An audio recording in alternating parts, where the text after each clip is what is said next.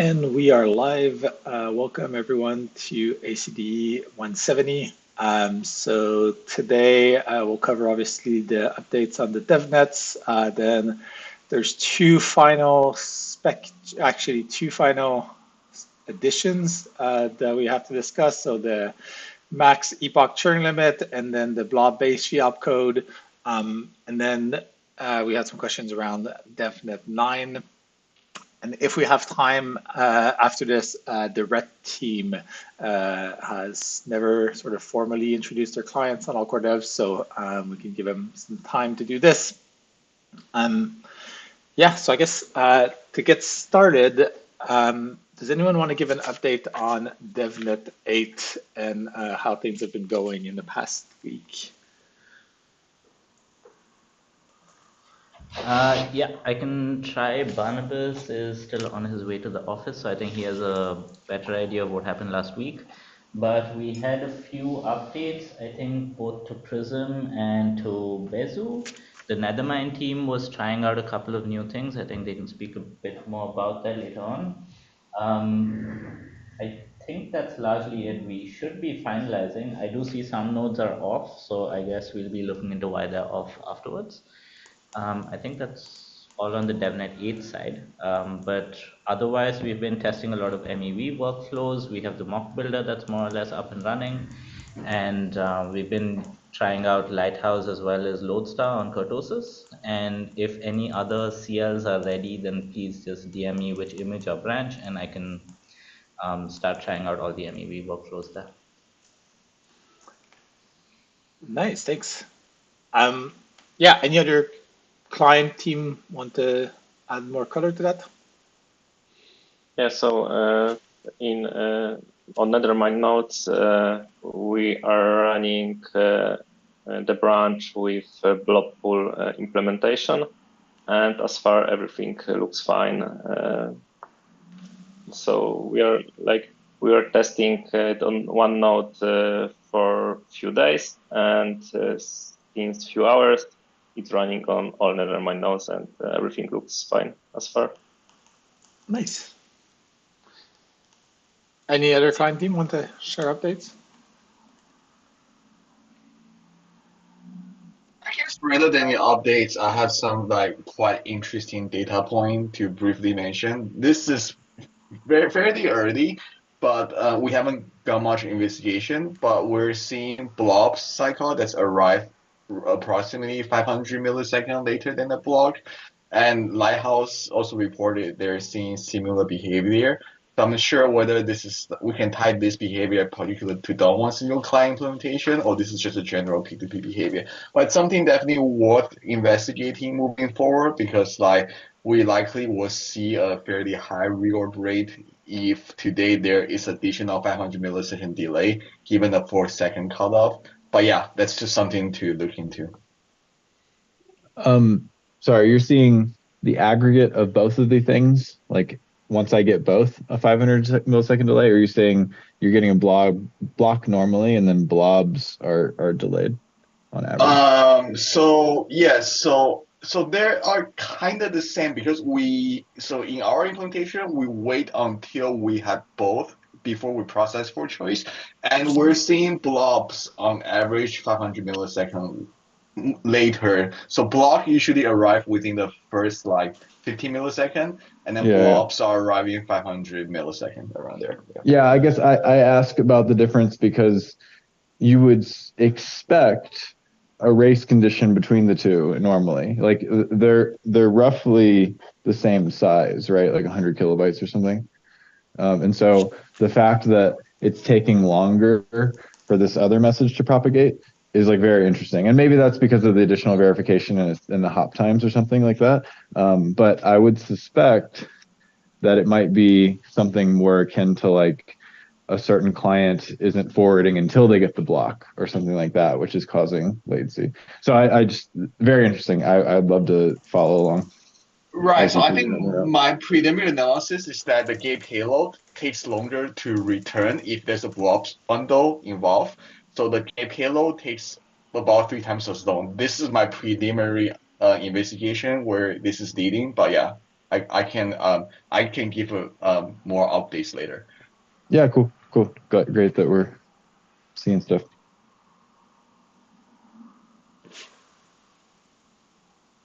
Any other client teams have updates they want to share? Just one more thing I wanted to add. Marius has started 4788 related fuzzing on the Devnet 8 as well. Got it.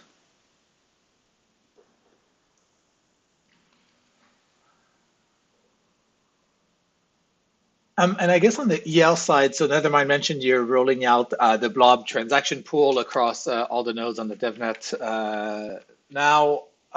Yeah, from the other client teams, I'm curious about like the status of implementation on the transaction pool, because I know that was probably the last big open thing a few weeks ago.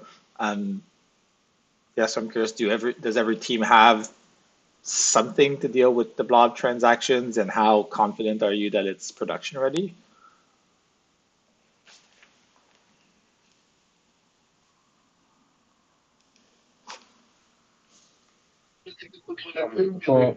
For everyone, it's still work in progress. So we've checked in one PR, but there will be maybe one or more PRs to improve our blob transaction pool. Okay.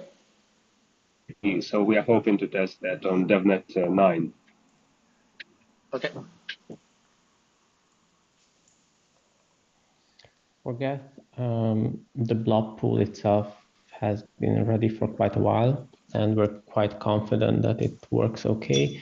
The only thing that is missing in Geth's code is the specialized fetcher for blob transactions. So currently blob transactions are announced the same way as every other transaction, and they are retrieved without throttling or without any other protective mechanism. So that's the thing we still need to add. Got it. Thanks. On the Besu side? Yes, for Besu, in the next release, there is the new layered transaction pool enabled by default. This new implementation doesn't have yet any specific feature for blob transaction. The overall concept is that instead of being limited by number of transactions, it is limited by size. So in this way, even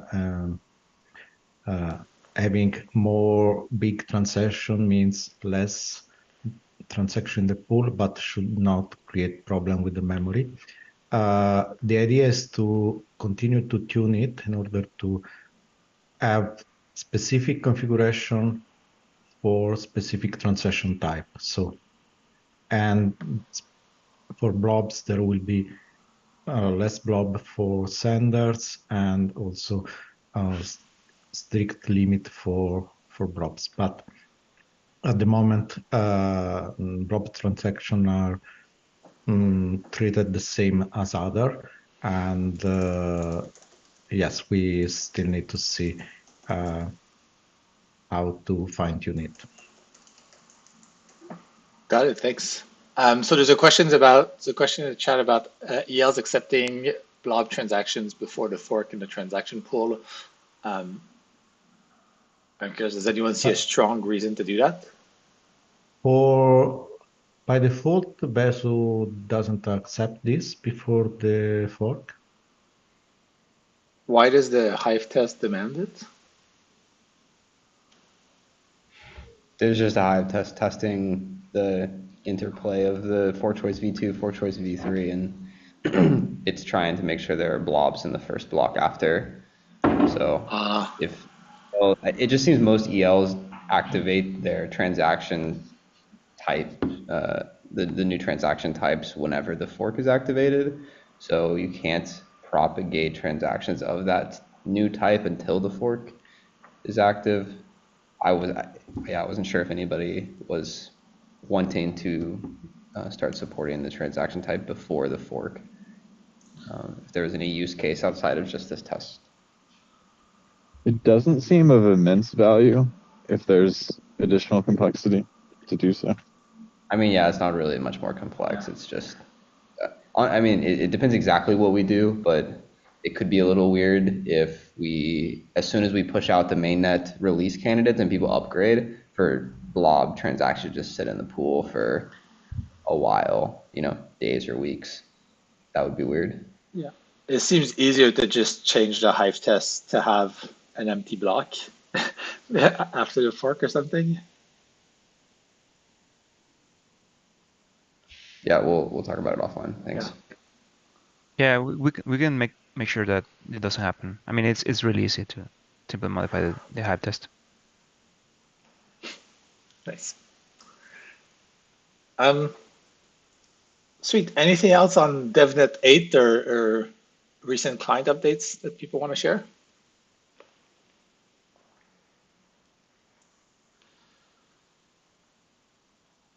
Okay, so next up, then there's two potential spec changes you have to discuss. Yeah,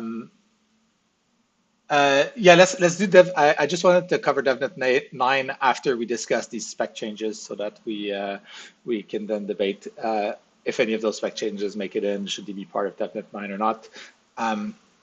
So the first one, the first of the spec changes is CL change. So there's now an EIP for it, EIP 7514, which Dapline presented on last week's call about adding a max epoch churn limit to the validator queue, which would lower the rate at which validators can join and sort of limit or push back the time when we'd have 50% and then more than that of ETH being staked. Yeah, so we discussed this on last week's call. We're hoping to make a decision today, given it's already quite late in the fork planning. So yeah, curious to hear from CL folks. Yeah, what do you think? Just a quick note. I believe that the current favored proposal is asymmetric, meaning this is only to the activation side of the queue and doesn't change how exits happen. And there's an open PR. It's had review.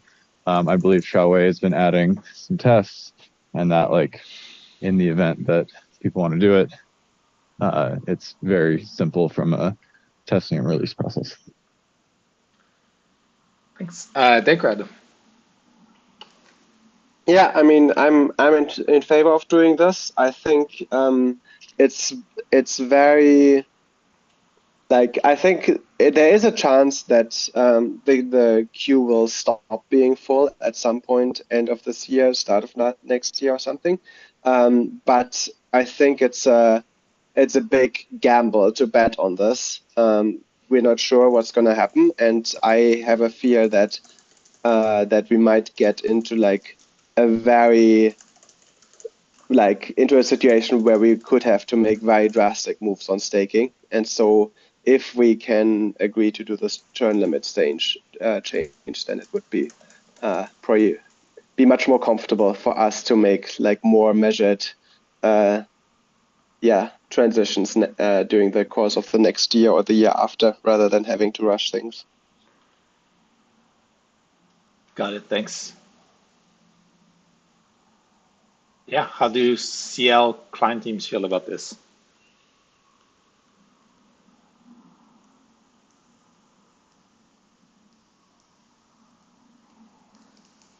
From the Lighthouse side, I think we all are keen to see this, but the asymmetric version.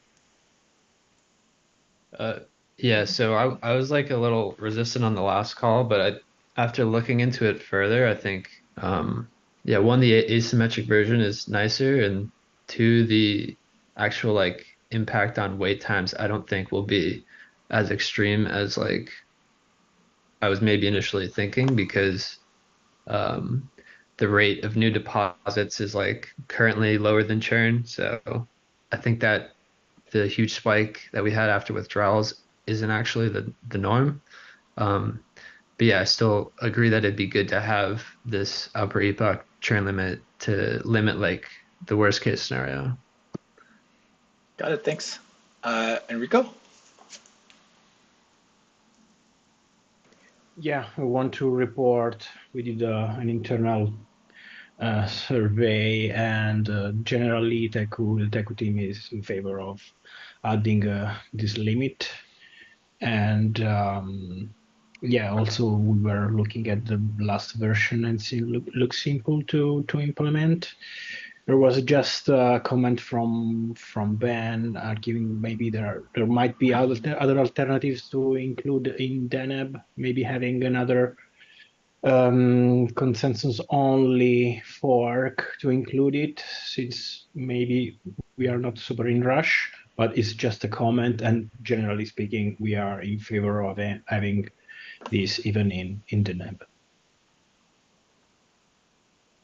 Got it, thanks. Any other CL teams?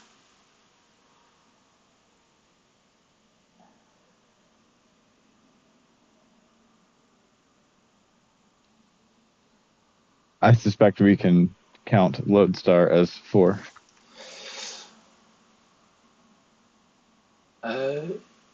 Okay, yeah, I see a +1 from Lodestar. Yeah, I don't know if anyone from Prism has thoughts. I don't have much thoughts. I mean, I trust all the CL teams on this, but my slight input is just with Deneb, with Blob, the gossip may get worse. So it seems like to me it makes sense to account for that extra factor, which that we don't have today. Got it. And anyone from Nimbus on?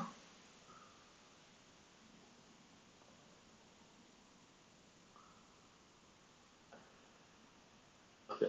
Doesn't seem like it. So it seems like there's pretty broad support to have this, pretty broad support to have it in the NEB. And then there's a couple comments in the chat about the actual limit, which I don't think we've chosen. So the EIP proposes a couple different limits to be considered. Yeah, so that's probably, assuming we're going forward with this, then that's probably the thing we want to flesh out now. Ansgar, so you have your hand up? Yeah, I wanted to just say on that point, I personally would really like to see like a limit more like 8. I think kind of the default one that was proposed was 12, but there was different ones kind of in comparison, and to me 8 looked like the best compromise. It doesn't limit the throughput of the queue too much for users, but it also still ends up giving us a significant kind of extra breathing room to just have more time to figure out all of these questions. Whereas with 12, we still basically, if the queue remains full, we still have a relatively rapid size growth. So I don't know if unless people think 8 is too aggressive, I think that would be a really nice value. Thanks. Danny? Yeah, I echo Ansgar's sentiment. 8. Okay. I guess, does anyone want to make the case for another number than 8? It is a power of 2 as well, has that going for it.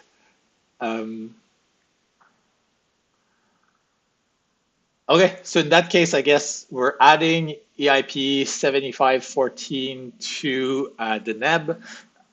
We'll set the constant to 8, and we can update the EIP and remove sort of the extra tables to make it clear what the impact is. Yeah, does that make sense to everyone? Any objections or pushbacks? And just a note, I would suspect we can do a release on Monday. I don't think we can confidently get it out tomorrow with the testing that we want. Got it. Yeah, and then let's do the blob base fee, and then we'll discuss how all of this fits with the Devnet 9 as well. But okay, yeah, let's consider this let's have this be included for the NEB. And okay, so we had another proposal this time on the EL, which was to add a base fee to retrieve the blob gas price. So Arbitrum mentioned this, and then Carl put together a quick EIP to formalize it.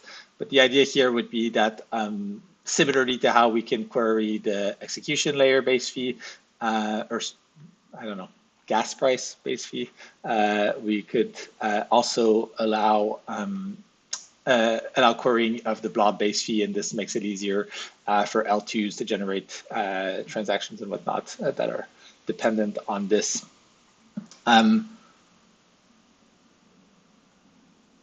Oh, okay, sorry, before we go that, Mikhail has a final question on the churn EIP on the validator side. So do we consider the asymmetric version of the EIP or the symmetric version, which seems, I think we all said asymmetric, but I just want to make sure. The discussion at the outset was asymmetric. That's the PR that we've been under review and we're working on testing on. In terms of the security from a accountability standpoint with respect to finality, there's only an improvement in that and the improvement in weeks of activity period in either of these proposals. And we don't see any downside from a security standpoint in having it asymmetric. Obviously, if there are dissenting voices on that, we'd love to hear them immediately. But right now, that's our understanding of the security argument, and that's our understanding of kind of the doesn't create any sort of degenerative incentives either. Okay, anyone want to push back against asymmetric?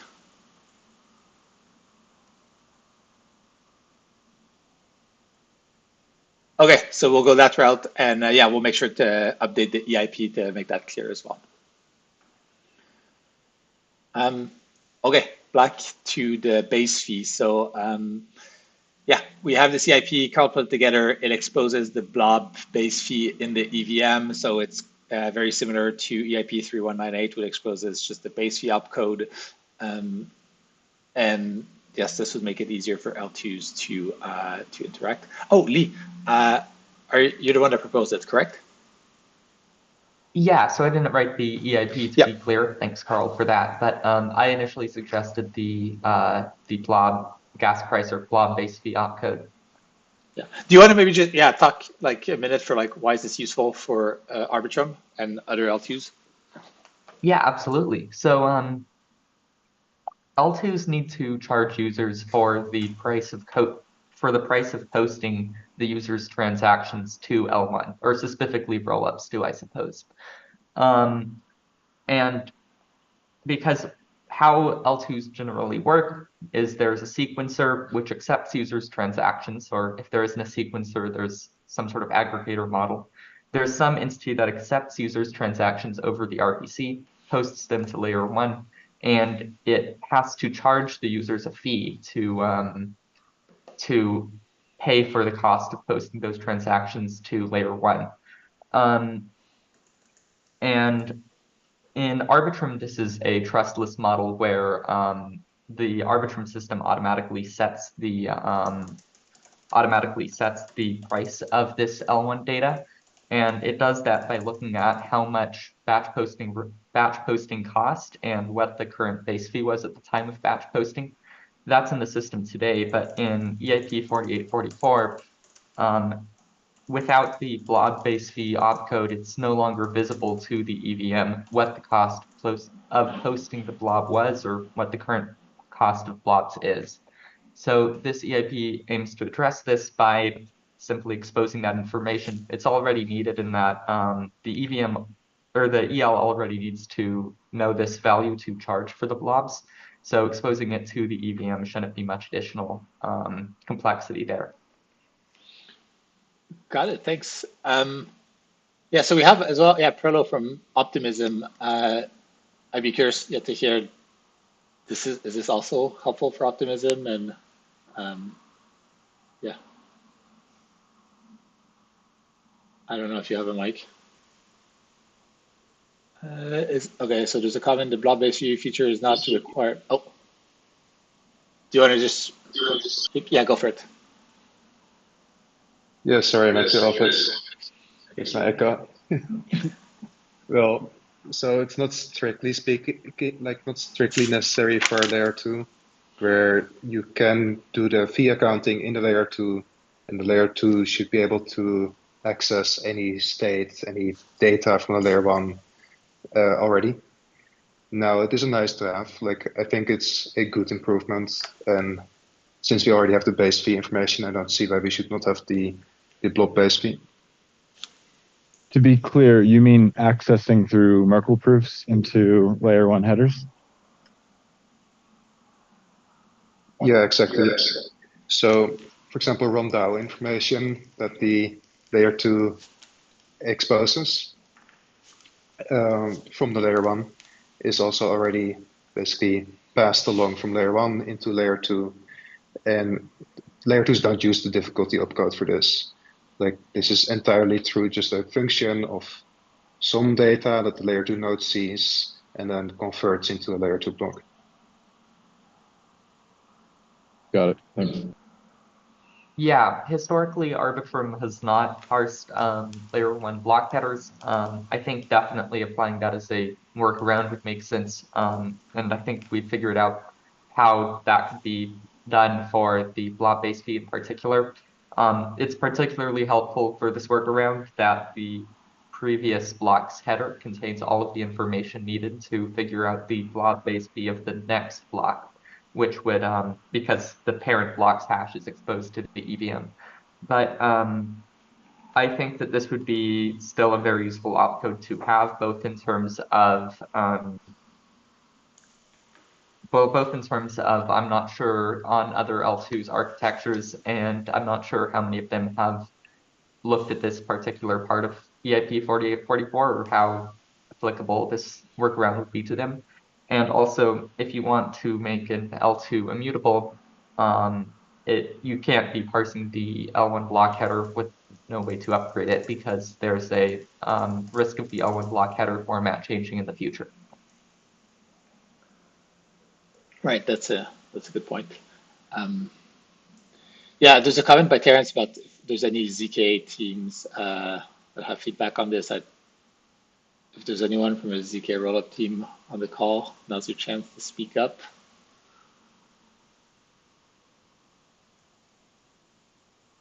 Okay. So clearly this is like, oh, Ansgar, yeah. I mean, obviously not from a ZK team. I just wanted to briefly mention that while the EIP as is kind of a proposal to just have the opcode that just pushes that one value onto the stack, I think part of the reason, maybe if I remember correctly, why the EIP did, why 4844 did not initially include an opcode like this was just that we weren't, or like that people weren't quite sure how best to expose this, just because I think instead of just always having individual bits and pieces of header information or context, EVM context information, at some point we would want to have some sort of more structured way where you can basically go through some sort of precompile, so you can completely stop always having to go through the header, and that would, so that we are no longer restricted in updating the header structure and all these kind of things. I mean, just as Arbitrum just raised, basically ideally you don't want to go through the header. If this is enough of a nice to have that we want to have it in Denkun, of course that's not feasible because then we need a simple way to do it. In that case, I would personally still prefer at least to have the opcode be basically forward compatible with multiple fee dimensions. So we just basically take one value from the stack and then just that's just the fee dimension basically. So at 0 it returns the normal base fee, at 1 it returns the database fee. That now we have two opcodes that both return the normal base fee, but I guess that doesn't really matter. So then at least it's forward compatible. I think that might be a nice compromise. It's a trivial change to the EIP. But yeah, if we don't add it to Denkun, I think we should instead start like a conversation soon for the next fork after, or maybe we should still do that, how to expose a kind of header information in a more structured way inside the EVM. Right, thanks. Carl? Yeah, I mean, I think it's very nice to be able to expose more of these things from the header, but I also don't think it's quite as simple as Ansgar's make it out to be. Just trivially looking up header items is relatively constant, but if we want to start adding more fee dimensions, particularly if we're starting to look into L2 things like proof of costs or whatever, then I think it starts becoming very complicated as to what the gas schedule looks like for all of this. So I think if we do want to do that, having this perfectly future-proof thing, I think that looks like a very complicated research problem that will take much longer and would potentially push out this solution for a while. Got it. Lee and then Andrew. Yeah, I wanted to just briefly mention that, well, I definitely think something like an opcode that exposes different parts of the EVM context could be very useful. I don't think it could be quite as general as reading different parts of the header. There are some parts of the header which should not be exposed to the EVM because that would break the mining process. And also the blob gas price isn't a field in the header, it's computed from two different fields in the header. So I think exposing the EVM context would definitely make sense. I'm not sure about just exposing generalized header fields. Also, I think it would make more sense for this to be an opcode instead of a precompile. If we're talking about generally exposing different parts of the EVM, because for instance, base fee, block number, those things, I don't think you want to pay the overhead of calling precompile for. Blob base fee, I'm not concerned about overhead for, but if this is just a general EVM context getting thing, then keeping it as an opcode would probably make the most sense. Got it, thanks. Andrew?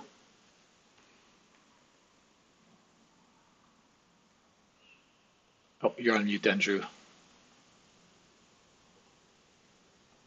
Oh, sorry. Yeah, I wasn't. I think we should do it because it's basically consistent with base fee. It simplifies life for Arbitrum and probably other L2s. It's an easy change, so it doesn't introduce any inconsistencies. If we decide later to do something clever about exposing the header, we'll have to do it for base fee and blob base fee and so on. So like adding blob base fee does not complicate that future refactoring. Got it. Thanks. Yeah, and I guess this is probably a good transition, like to hear from some of the EL teams. Like, do any EL teams think this is not worth included or are opposed to this?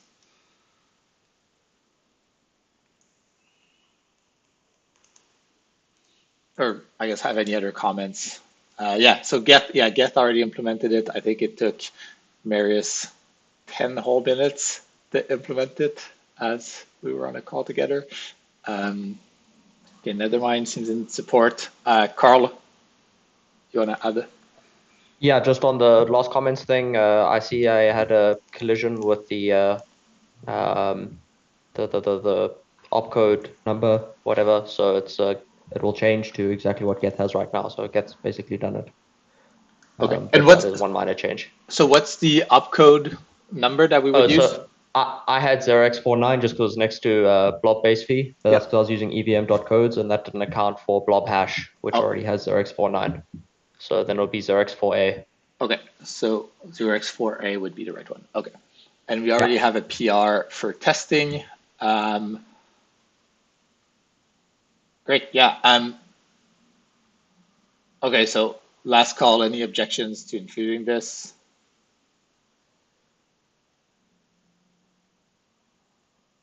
Okay, so let's add this one on the execution layer side. So we'll update the EIP to reflect the new opcode address, and I believe that's the only change we need to do to this EIP. Okay, so with all of that out of the way, Devnet 9. So we had a plan to launch Devnet 9 and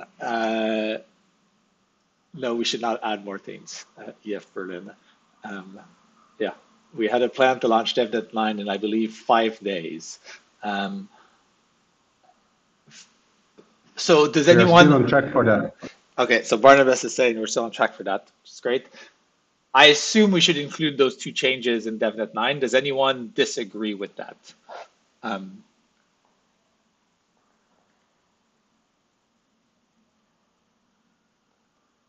Okay, so we include both EIPs. Does it, yeah, and do any client teams think it's not possible to get that done within a week? I would say, as with the previous DevNet cycles, we're gonna first have to have the client releases, then make sure the Hive PR is merged, have it in Hive, do the local testing, and get it on the DevNet. So I don't think DevNet 9 Tuesday, which is essentially 4 days from now, is realistic. I just probably move it by another week. Got it. And I guess, is it realistic for teams to say a week from now, like on next week's CL call, having implemented those things and passing tests, given they're both quite small? And then assuming we get there, then on the CL call, we can make sure to iron out like the final timelines for DevNet 9. We also have the testing call next Monday. So if people run into issues in the next couple of days, or there's something that's more complicated than it seems, we can discuss it there. But let's maybe aim for like implementations that are passing tests next Thursday, and then on the CL call, sanity check the launch date for DevNet 9. And hopefully, those are not all +1s on the vacation, but +1s on getting that done by next week. Okay, so for DevNet 9, one more thing. We've been doing these 4788 audits in the past few weeks. We've got 3 audits. I believe 2 out of the 3 are complete. The 3rd one is finishing this week. So they've revealed some small tweaks to the 4788 contract. we were planning to go over all the audits reports on the next ACDE, so 2 weeks from now. So there was a question as to should we have should we have those post-audit changes part of Devnet 9, or do we want to wait potentially another 2 weeks until all the audits are finished and we've had time to review the changes and the reports? Yeah, how do people feel about that?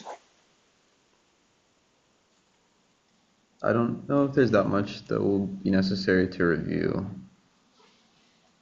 So maybe in the optimistic case, we just plan on moving forward. Okay, I guess. Yeah, I'd be fine sharing the audits and a summary of changes in ACD, and if it is an issue, to deal with it rather than assuming we need to get on a call to share. Yeah, so I guess given we have at least 2 of them done, and I think the other one is finishing tomorrow, if I got that right. Can we discuss that on the CL call next week?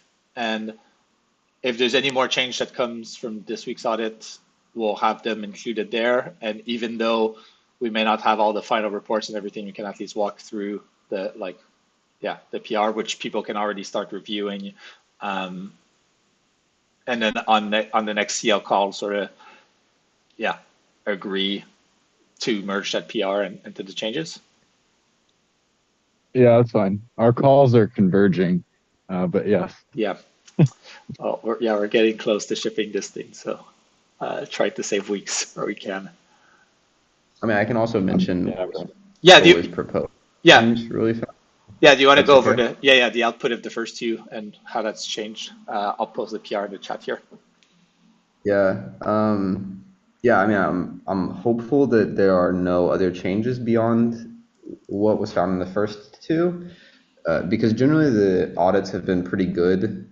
There hasn't really been anything, specifically found. There were 3 things that were sort of nice to have improvements. The first main thing, this was the thing that we wanted to fix the most, was that there was a edge case on the get method of the system contract, where if I passed in the timestamp of 0, just all zeros, it would actually return 0 as the beacon root.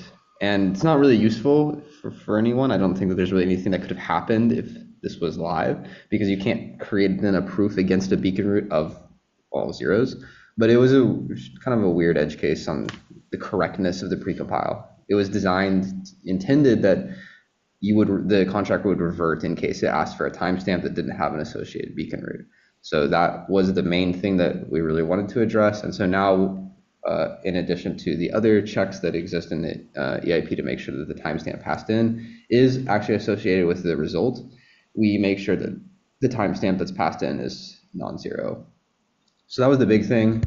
The 2 other changes were very optional, honestly, just like slight improvements, but Ansgar had taken a look at this a little while ago, and he thought that the history buffer length, the ring buffer length, was not the optimal size if the slot time were to change.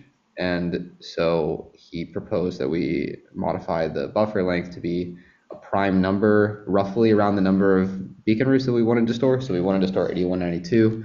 Turns out that 8191 is a prime number. And what that gives us is that no matter what slot time we change it to, the buffer will always be 100% full. So we won't incur any additional storage overhead of kind of dormant storage slots if the slot time changes. So this was kind of the nice small change that was beneficial. And then the last one was really just more for aesthetic preferences. The original contract was written to use the call data copy opcode, or sorry, the call data load opcode 2 or 3 times, I think. And we just modified the logic slightly to use call data load only once, just in case in the future if call data happened to change in price. There's really, it was just aesthetics. We really didn't need to load it from call data multiple times. Once it was on the stack, we kind of just duplicate it and then swap as necessary. So those are the 3 things that we sort of found that we want to change based on the audits, nothing else has really been found. And yeah, optimistic that after this next audit, nothing else will be found. So, I mean, honestly, the main reason that we haven't merged that PR to the EIP itself is that we're trying to just finish mining an address to deploy the contract to. So yeah, once we find that, we'll update it and yeah, merge it. Yeah, thanks for sharing, Dano. Can we get the explanation of the prime modulus into the EIP? I think that's really useful, but I think we will lose track of it if we only have it in this call. Also, there might be issues that it might be unreliable when we're transitioning between block change times because it's going to fill the buffer in a different order. So that might be worth calling out as a security consideration. Not worth stopping, but I think it should be called out. Thank you. Makes sense. Any other comments, thoughts?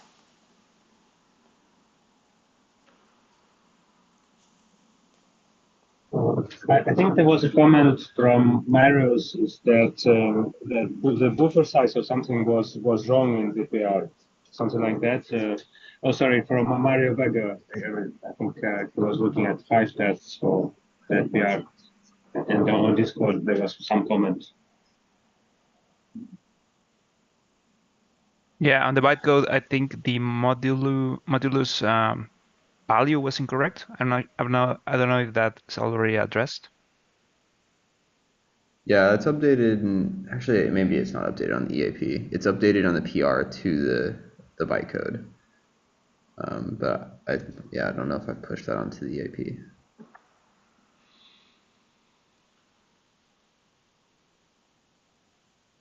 Yeah, and I guess the other option is we can also push to merge all these changes now. And so it's kind of finalizing the EIP, even though we haven't had all the full audit reports, but it might make it easier to set up tests and whatnot. Would people rather do that, or are we fine waiting until next week and having the reports out and the, I guess, confidence that nothing came out in this last day of audit?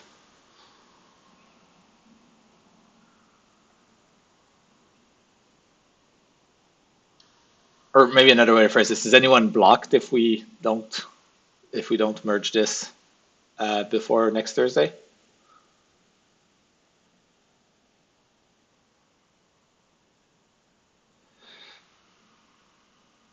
Yeah, I mean, these are generally like transparent changes to the actual clients, like the interfaces don't change. Yeah. So I don't see how it's going to cause complexity one way or the other.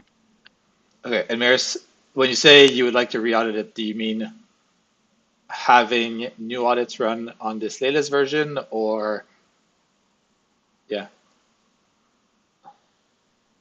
Sorry, it's a bit loud here.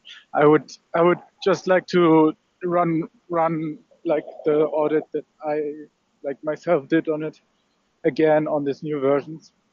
But I held off on that because I wasn't sure if the improvements would make it through, or if the changes would make it through. And that's my bus. Does anyone dissent against the changes as they currently stand, and that any other changes would be like additive or in relation to further found bugs? Because you could, I think, given the state of where we're at, like you could confidently audit that. Also, the audit report's coming out tomorrow, so you can confidently audit the PR, especially after that audit report comes out. The report won't come out tomorrow. Sorry, the audit will be done. They'll probably send us an informal message to say, looks good, or here are some issues, but the report probably won't be. I see. Yeah.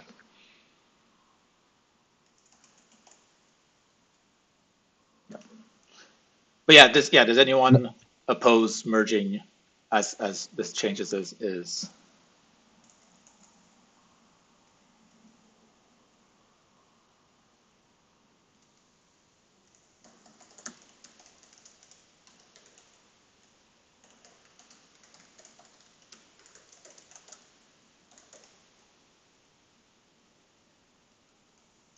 Okay, so let's merge these in. We'll discuss it again next week. Just at the very least a sanity check that nothing else has changed. And yeah, it'll make something a bit cleaner for people to review. Yeah, in the coming week.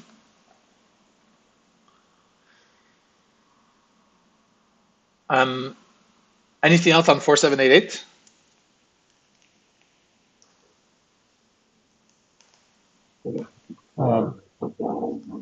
Yeah, well, I wanted to bring another thing. Is like there is this subtle issue is that if you start with an empty system address, then currently, like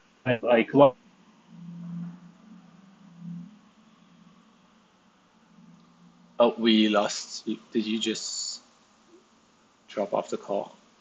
Yeah, I can't hear you. Oh, sorry. Sorry. Is it better now? Yeah, you're back. Yeah. Okay, so basically, like you would expect the system transaction to touch the system address and then delete it at the end if it's empty. But it doesn't happen in get and nor does it happen in Aragon, because there is the subtlety that sub balance does not touch the address if the transferred value is 0. So effectively what it means is that the system address is not touched and left empty after a system transaction, which is, I guess, if we just agree that okay, so that there is this quirk somewhat unexpected.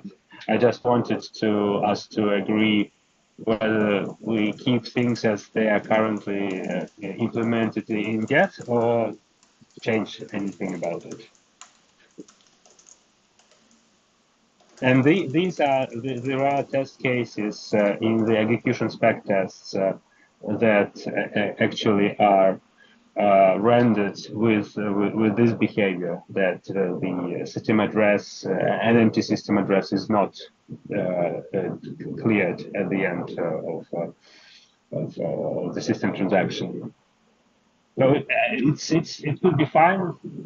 It just if we agree that that's this weird quirky behavior, but why not? Oh, we change it. Okay, I see there's a couple raised hands already. So Marek. Okay, my opinion is that we should remove this account from the state just by reading all the EIPs. However, it's important to add that it's not mainnet issue, and we analyze here only the edge case that is possible in HiFest. But if we agree that we should remove this account from the state, it would mean that some clients would stop passing the test only because of this empty edge case.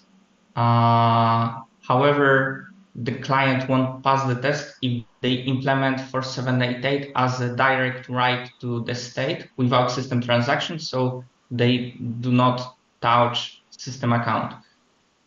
So what else we have? An EIP 4747 that said that we removed all empty accounts on mainnet, and clients are free to remove empty account handling edge cases from their code base. So the thing is that we end up in the funny situation where there are two valid results of these tests. Unfortunately, this edge case is bundled together with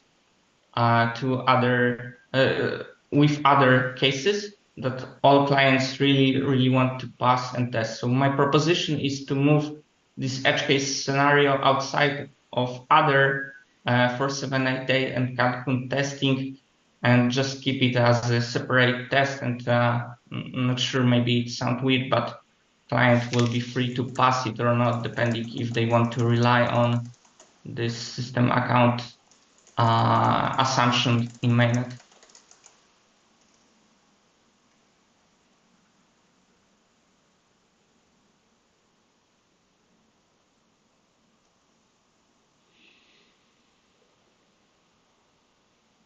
Okay.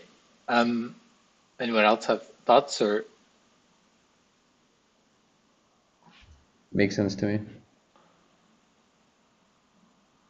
Okay, so just to make sure we're all clear, do you mind just summarizing quickly what the path forward is? So I guess we should remove this empty account handling from Hive test and maybe keep it as a separate test. Yeah. And it will be up to the client if it is weird, but it will be up to the client to pass or not this test. So they can rely on assumption that there is no empty accounts on mainnet, and they don't need to touch and remove this account. Does it make sense for Andrew, for your light client as well? Well, I would like us to agree on the same behavior, because we actually it's kind of this one of those corner cases that better if all clients behave the same, because then we'll worry less about protocol failures.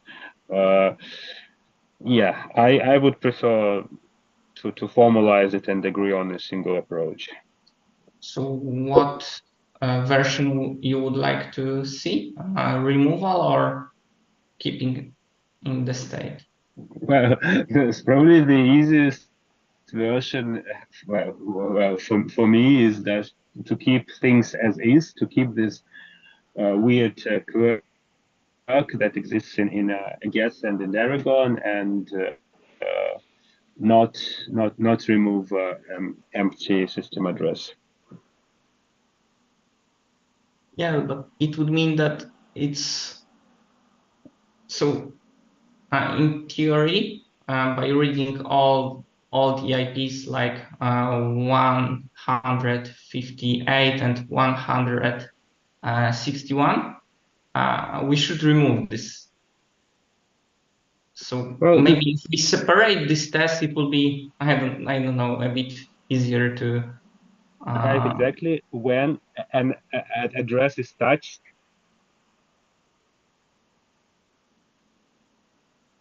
In transfer.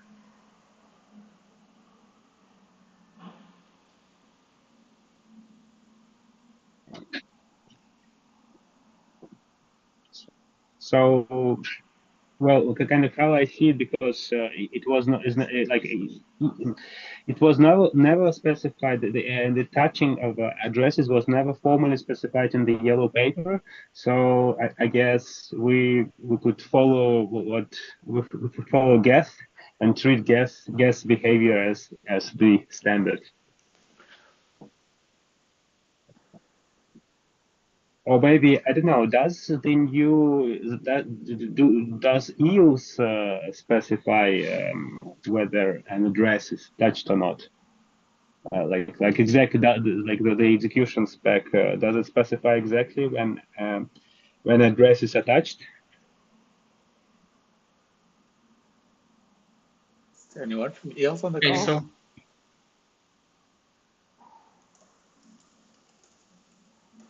So I've been treating the reference test as normative, whether or not it's in the yellow paper.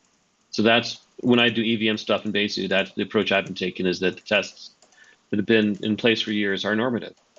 As far as system accounts, the rule's not deleting system accounts is about specifically not deleting the right MD address. That's what's written into the yellow paper. So that's the one exception that resulted from the Shanghai attacks.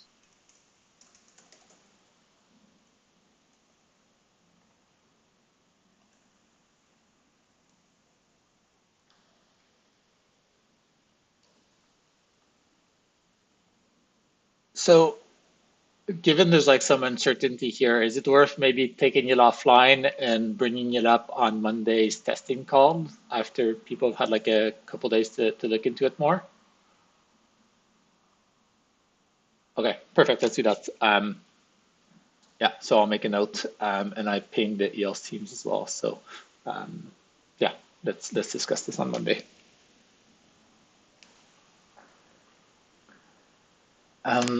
Okay, so I think, yeah, this was the last DevNet 9 open question.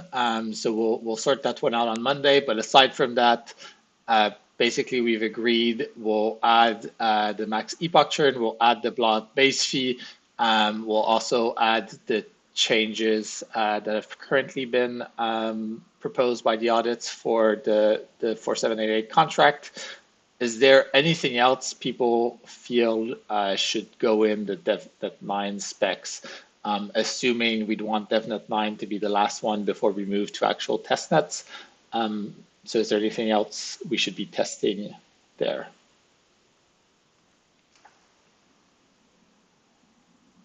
Yeah, Mario? So yeah, probably the trusted setup update would be a good idea to have it in the Devnet 9. The mainnet trusted setup. Using this, so loading the mainnet file and using that? Yeah, but this also comes with the update of almost all tests, I think. So it's a pretty high modification to all of the tests.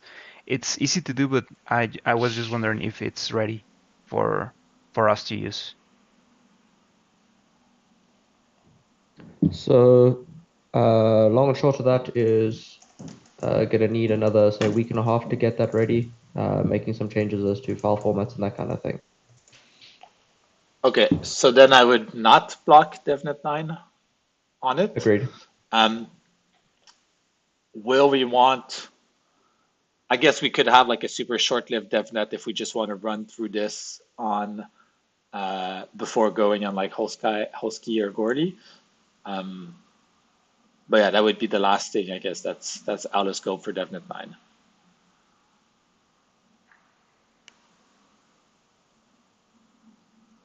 Okay, anything else?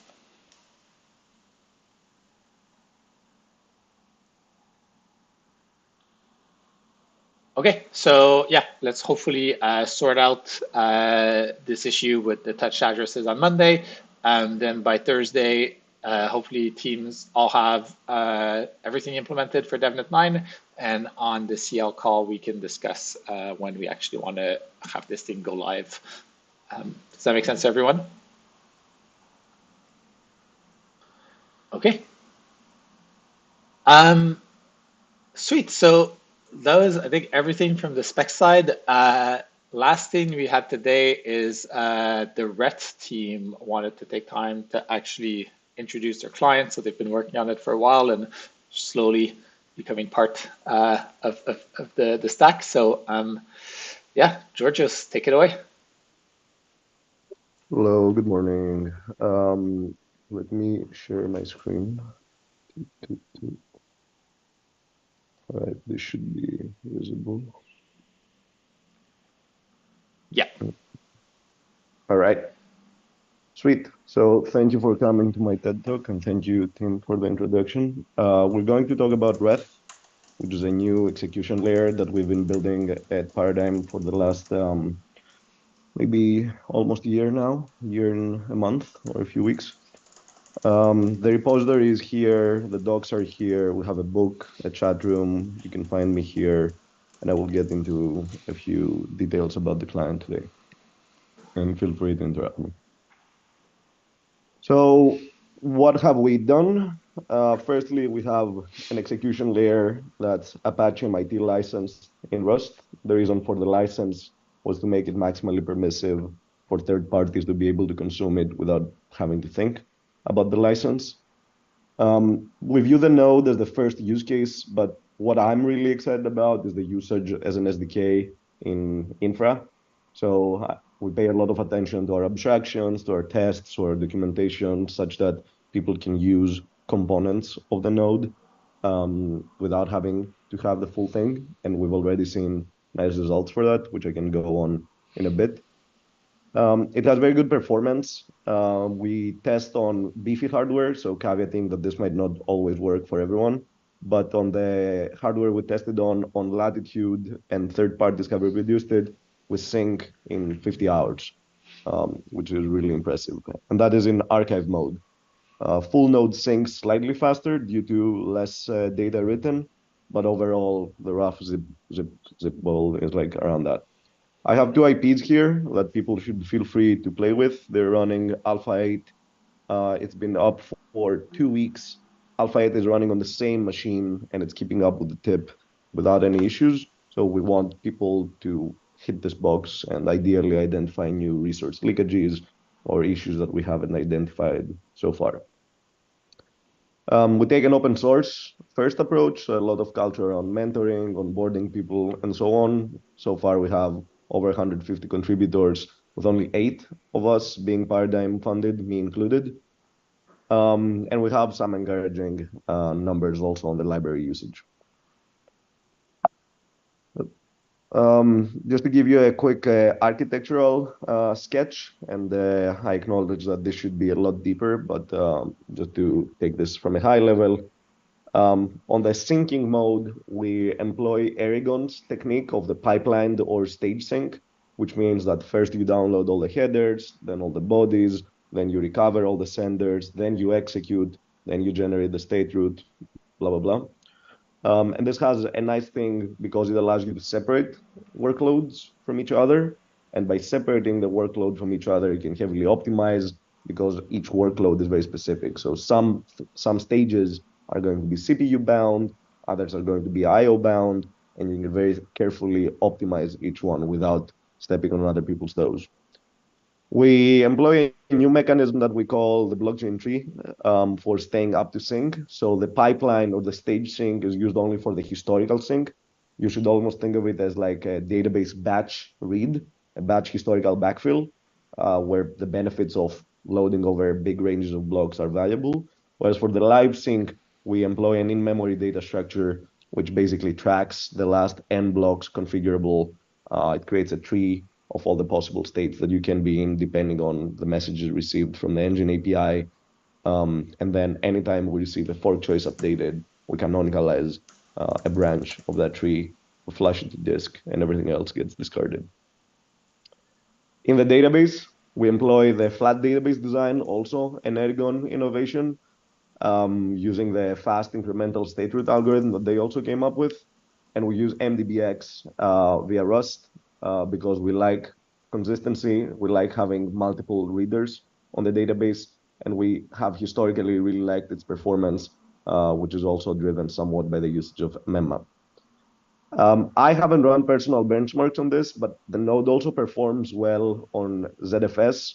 Currently, we employ ZSTD compression in some of our tables, but some people have run Reth nodes with ZFS and ZSTD or LZ4, I forget, enabled, and they had an archive node as low as 1.2 terabytes. Big asterisk on this number. I haven't replicated it, but I've heard it from more than one person. Revm is the engine at the core of Reth. It's a VM developed by Dragan, who some people here might know. We use that EVM in Foundry as well.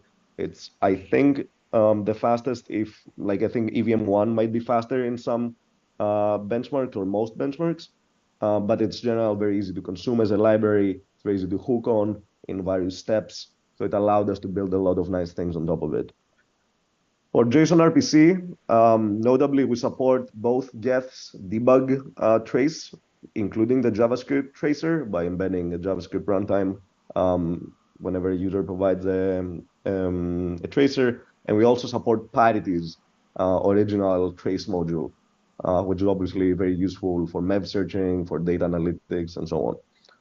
One thing that we've done, which I think was very useful, is that we run the engine API and the blockchain tree in a separate thread from the main system, which means that if somebody hits the RPC very hard, it does not cause resource contention with the consensus critical functionality, which is nice. We take a very defense in depth approach to our releases, docs, and testing, or I guess in our testing. And I'm not going to go through all of this right now, but we have a lot of docs. We have a whole book for node operators. We have Rust docs inside the code base. In fact, we have lints in the code, which do not let you merge publicly exposed code without documentation. And we have a good map of the repository here for anybody that wants to follow. We run Hive on a nightly basis. It runs on CI. We get reports about it. We fix them. And yeah, we're overall excited to also be included soon in the upstream Hive testing suite. Another thing that is very interesting is that we developed an RPC load testing tool, which we've been using to evaluate RPC providers, third-party RPC providers, but we also use it for equality checking as a differential phaser effectively between two RPCs. So while we were testing our tracing implementations, for example, we were running flood with the equality mode on for an Eragon, a Geth, and a Reth node, and we would like see where was there a diff, and we would slowly find the bugs. So very, very feedback loop driven approach with automated tooling for testing and so on. So far, so good in terms of performance benchmarks. This is the box that I was mentioning. So it's a big, beefy box. It costs order of $350 a month, which is quite a lot. The sync, what we've found out is that the sync really depends on the disk. And I know that most people in this room are experts. Like, we didn't know about this. And so we were very surprised to see a very big variance in syncing time depending on the disk. And matter of fact, there's a great gist on GitHub or gist with a bunch of disks that you can use for syncing nodes, not just Reth nodes, any kind of node. And overall, pretty exciting to see like more people kind of publishing their numbers and overall getting a better understanding of what is the optimal like disk setup for a good Ethereum node. Again, something that people know here is that the EVM is single-threaded, so less cores, more clock speed is good for performance. However, we're starting to iterate on some parallel EVM work, and we're excited to see if that's going to change in the future. RAM requirements, it's 8 gigs, but we hope to go lower because it's all configurable, and basically it's a bunch of in-memory caches that we can tune down. It already has synced on Ethereum on ARM after coordinating with the founder of the project. So there is promise also in like lower end devices. This is like a meme I like to use from Raul, who we might have here. Basically, we're not production ready. We are 8 alphas in. We've been running nodes for weeks without issues. But I cannot in good faith recommend somebody to put $100,000 or whatever it is today in software that is a few months old without an audit. If there is interest in helping with an audit, please reach out. Or if you want to run a node, also please reach out. I know people are running it in production. We don't provide any liability or warranty for it. I don't know that we will ever will. But we hope to be production ready by the end of the year.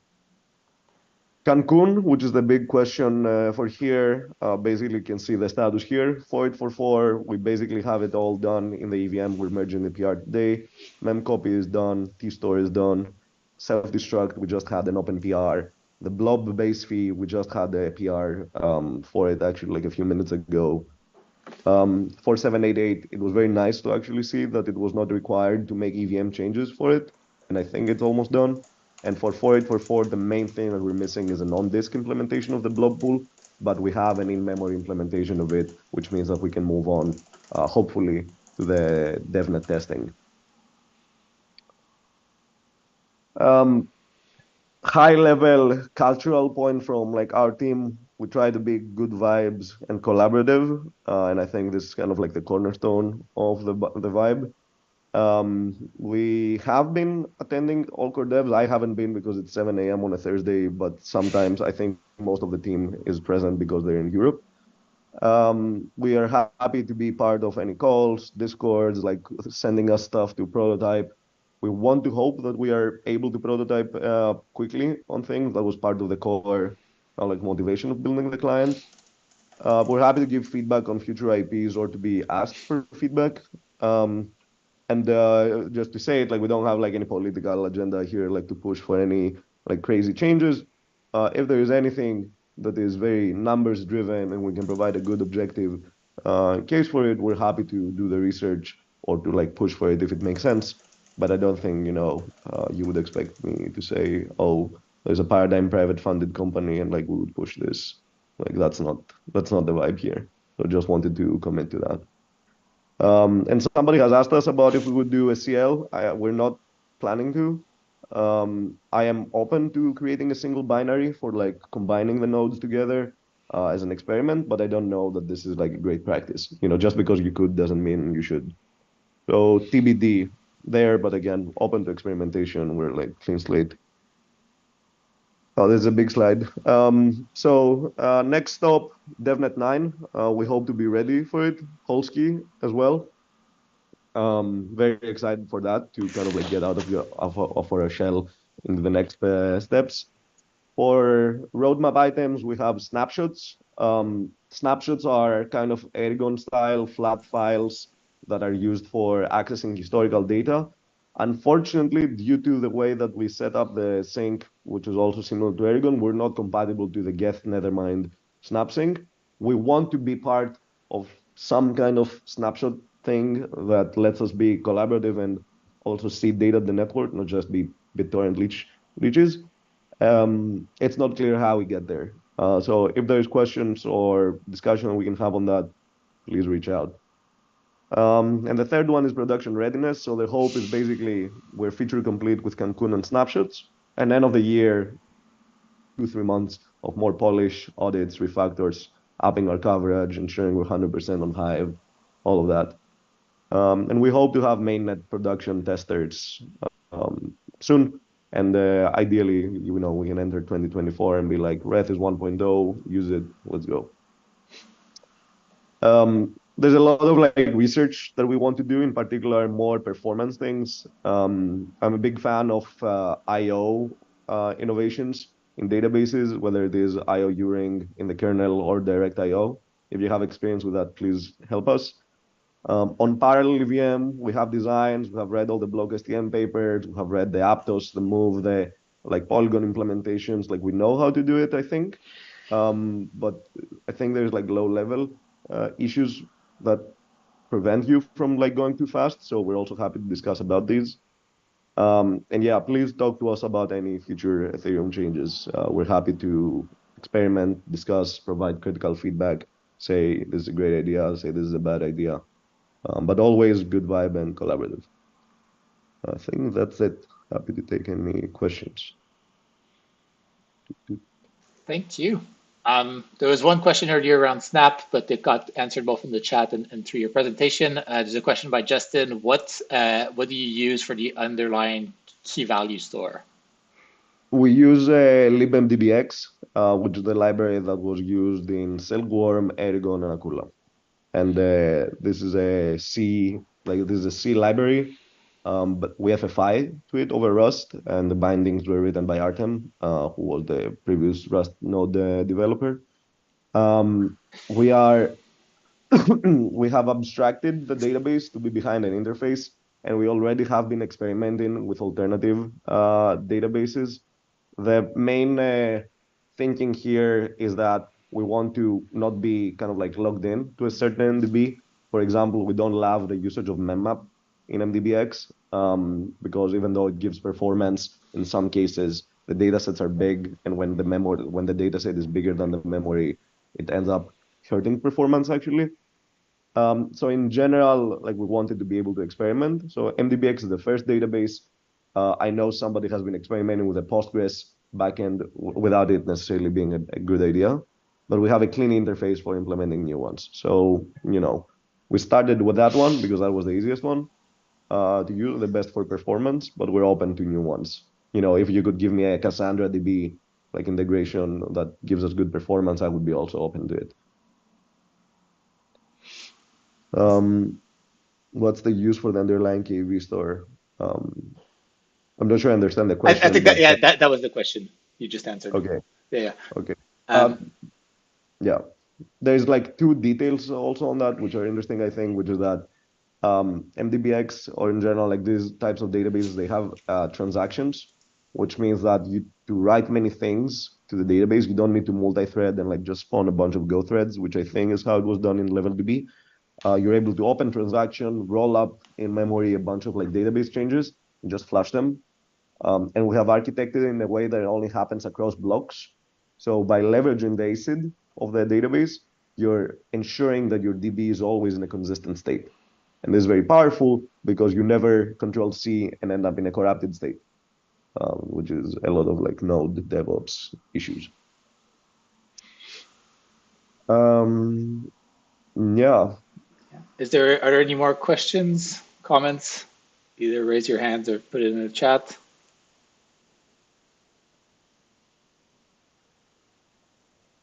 Okay, yeah. Well, yeah, thanks for sharing this. And yeah, great work on Reth. Yeah, of course. Thank you. Snapsing is very top of mind. I'm seeing like a couple of questions on this. I don't know. Honestly, I don't know. I thought about like adding pre-images in the things being gossiped. I heard that there is like pre-images being gossiped in the vertical trees. Yeah, I'm not sure. IPFS back and when I/O and bandwidth stop being an issue.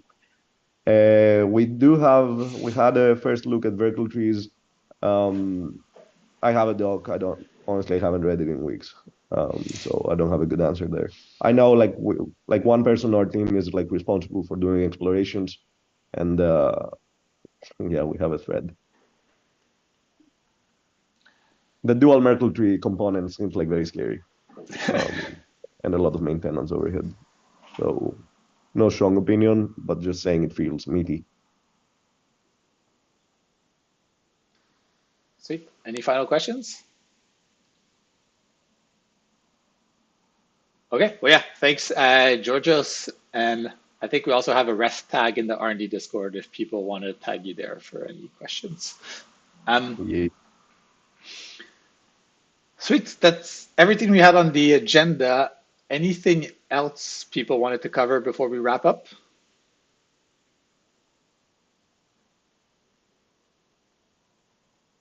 Okay, if not, well, thanks everyone. Talk to you all on the Monday testing call. Thanks, Tim. Thank you. Thanks, everyone. Thank you. Bye. Thank you. Thank you. Bye-bye.